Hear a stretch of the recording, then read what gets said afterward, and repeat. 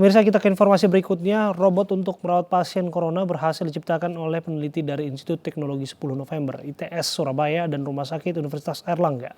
Robot yang dinamakan Raisa ini diharapkan dapat meminimalisir kontak antara petugas medis dengan pasien COVID-19 serta mengurangi kebutuhan alat pelindung diri.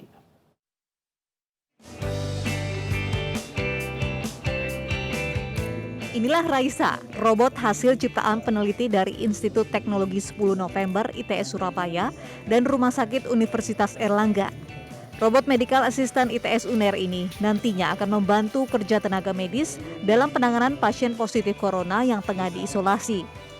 Robot setinggi 1,5 meter ini dilengkapi dengan 4 rak bersusun yang dapat membawa barang dengan berat maksimal 50 kg. Selain itu, Raisa juga dilengkapi monitor untuk komunikasi dua arah antara tenaga medis dengan pasien menggunakan multimedia.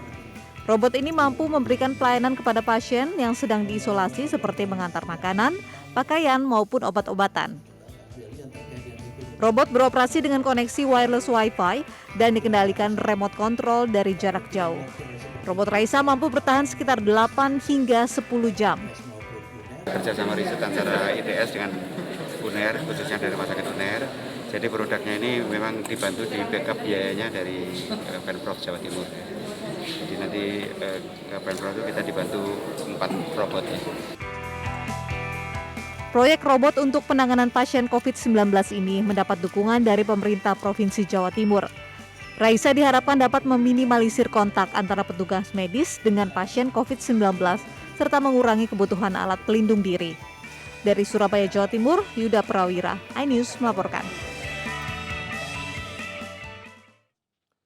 Dan telah terhubung bersama kami di Dirut RS UNER, Profesor Nasrorudin. Assalamualaikum, selamat sore Prof. Selamat sore Mas Abraham ya. Ya, Prof, sesungguhnya seberapa efektif robot ini dapat mengasistensi pelayanan pasien COVID-19? Ya, jadi robot ini merupakan produk riset bersama ya antara ITS dengan Rumah Sakit Universitas Airlangga yang bermanfaat untuk membantu kegiatan-kegiatan penanganan COVID ya. Jadi yang jelas robot ini akan sangat bermanfaat untuk membantu tenaga kesehatan. Yang kedua akan mengurangi potensi penggunaan APD. Dan yang ketiga adalah meminimalisir potensi transmisi atau penularan COVID ini dari pasien kepada petugas kesehatan. Dan yang keempat yang tidak kalah penting, robot ini akan lebih memberi kesempatan kepada pasien untuk bisa beristirahat.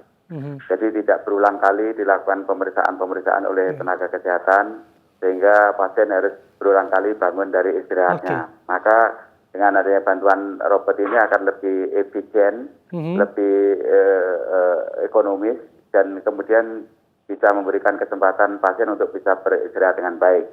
Karena dengan istirahat yang baik, maka pasien tentu saja akan secara tidak langsung akan meningkatkan status kekebalan tubuhnya. Karena pasiennya lebih tenang, lebih bisa tidur, bisa istirahat, sehingga status imunnya berangsur-angsur akan cepat naik. Dan dengan demikian akan dihindari terjadinya komplikasi atau bahkan kefatalan pada akhirnya. Jadi robot ini sangat bermanfaat untuk membantu penanganan COVID begitu. Apa keistimewaan robot ini, Prof? Robot ini secara teknologi itu dikembangkan oleh ITS, tetapi fitur-fitur untuk masukan-masukannya ini dari Rumah Sakit UNER ya. Jadi di sini robot ini bisa diajak dialog ya. Bisa juga ada kamera di situ, kemudian juga bisa dipesan obat mana yang harus dikirim, linen mana yang harus dikirim, ke kamar berapa, dan sebagainya. Kemudian makanan-makanan atau minuman yang dikirim itu juga bisa diinstruksikan kepada robot ini. Dan robot ini dikendalikan oleh petugas yang hari ini sudah dilatih ya oleh tim ITS. Jadi petugas kami dari Rumah Sakit UNER hari ini ada 8 orang dilatih di ITS untuk dapat mengoperasionalkan dari robot ini, sehingga hanya diperlukan WiFi aja di area itu untuk bisa operasional daripada robot ini. Jadi aktivitasnya bisa dikendalikan dengan sangat baik gitu. Oke, Ini kan masih pilot project ya, Prof ya. Kapan ini segera bisa disempurnakan untuk pada prakteknya bisa langsung menangani pasien COVID-19? So, ini sudah jadi sebenarnya. Tapi ini generasi pertama ya. Jadi udah jadi. Jadi besok pagi robot ini akan dimobilisasi dari ITS ke Rumah Sakit UNER. Kemudian besok siang rencananya robot ini sudah bisa memberikan layanan kepada pasien ya.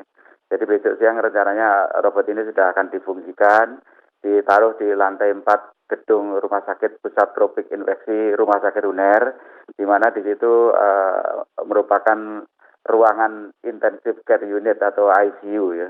Jadi robot ini nanti akan diberi tugas untuk berbagai pekerjaan-pekerjaan yang bisa membantu para tenaga kesehatan kita. Jadi ini sudah jadi, tinggal nanti akan dikembangkan jumlahnya minggu depan ini diharapkan akan jadi 4 ya. Jadi dari 1 akan tumbuh kembang menjadi 4 buah karena kita memerlukan minimal tuh 4 buah robot nanti ya, minimal ya. Jadi nanti tergantung kemampuan daya dukung yang lain nanti diharapkan bisa lebih dari 4 untuk bisa dimanfaatkan di Rumah Sakit Pusat Tropik Infeksi yang khusus menangani COVID di Surabaya dan juga di Jawa Timur ataupun dari daerah-daerah lain begitu.